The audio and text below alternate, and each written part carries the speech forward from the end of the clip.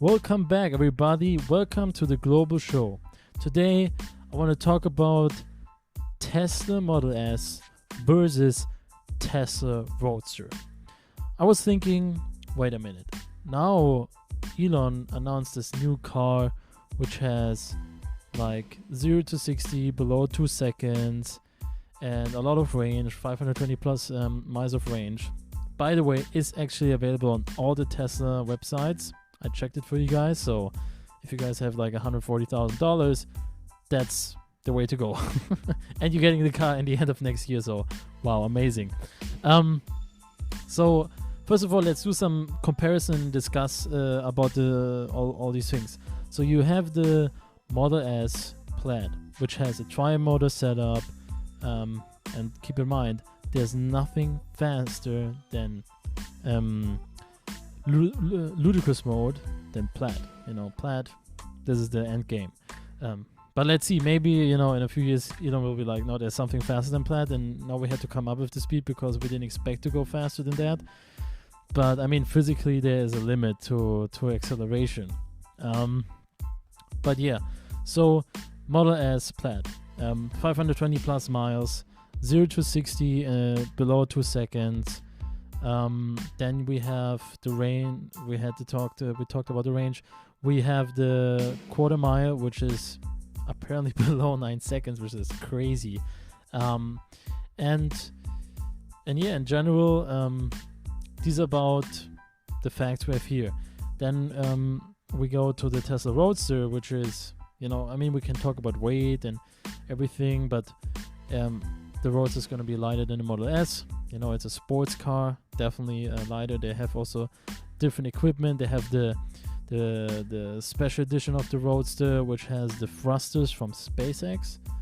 And I have no idea how they're going to do that, but this car is going to be crazy. I'm not sure if you're going to survive the acceleration.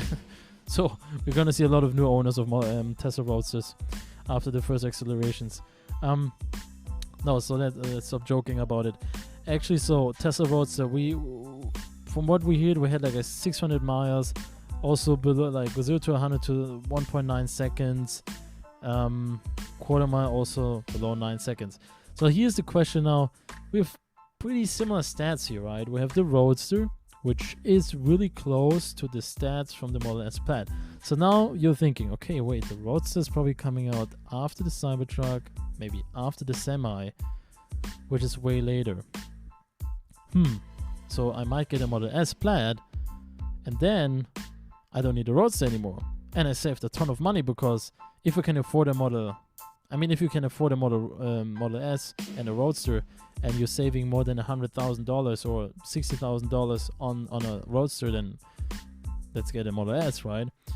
Well, this is a really interesting question here, and I think that there's a lot of debate here, because let's switch back to when they announced the Roadster.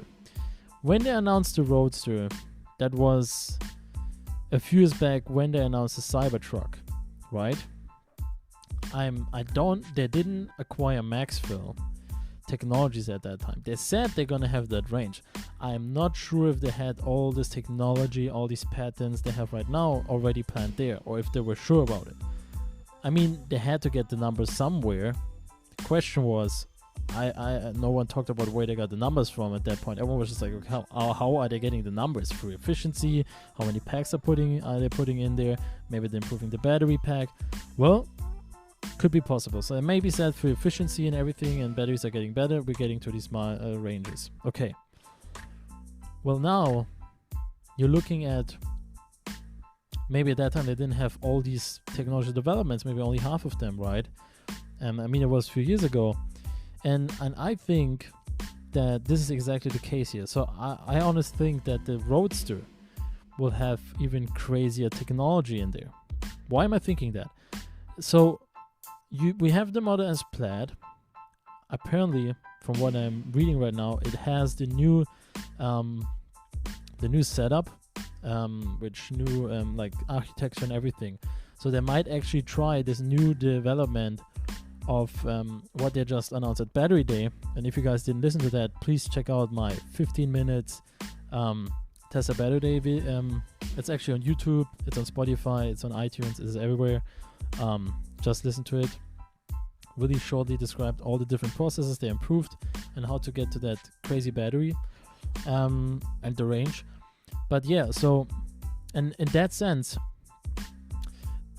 basically what I'm thinking right now is that they will improve the Roadster by a bigger margin again. They will start using these battery cells made before the Model S. Then they will put them in the Model X if they're working well for the Model S. And then through that, or maybe only for the Model S, they have like a proof of concept. You know, guys, when you get to that point where you have proven that your technology works well and you can scale it and you don't have any issues, I think when they get to that point, then they will produce things like the Cybertruck with these battery cells. It's really complicated. I talked about this also in the other podcast. Which batteries are gonna go in which car and when? So from the timeline, I'm thinking, okay, the Cybertruck is apparently coming out next year. They said they might put these batteries in the Cybertruck, but do they have the capability? And why is the Model S Plaid only coming up in the end of the year? I think there are a lot of variables here, and I'm sure that there will be an event next year from Tesla, and hopefully Corona will be over till then and people can come and they will make it a bit more hands-on, because it was kind of weird how he announced the Model S Plaid, but it was a bit like the Model Y. No one really was like, oh, okay, great. and basically there, I think they will give us more details and everything what's going on, because the Cybertruck has also like 500 plus miles. I'm not sure if they can do that through the old technology. I have no idea. But I'm thinking, let's get back to Roadster and Tesla Model S Plaid. These cars will be really different from each other. I think the Roadster acceleration will be more crazier, even the base model. The range will be way longer, because if you go that fast, you use a lot of energy. So you might not go 1,000 kilometers with this car, but you have proper range for maybe 600. I mean, that would be crazy, guys. But yeah, let's say you don't need a sports car yet. Go for the Model S Plaid if you have the money. If you can wait, get the Roadster. I mean, the Roadster is a fun car. Model S is a sedan, you know, you can put your family in there. It's a nice car for couples. You know, it's really on your taste. But the Model S is going to be crazy as well. So, I mean, get the Model S, sell it, get the Roadster. You know, that would be the best scenario. Get both at that point. Or get also a Cybertruck, whatever. I mean, there are a lot of options, you know, in the end. But here's the thing.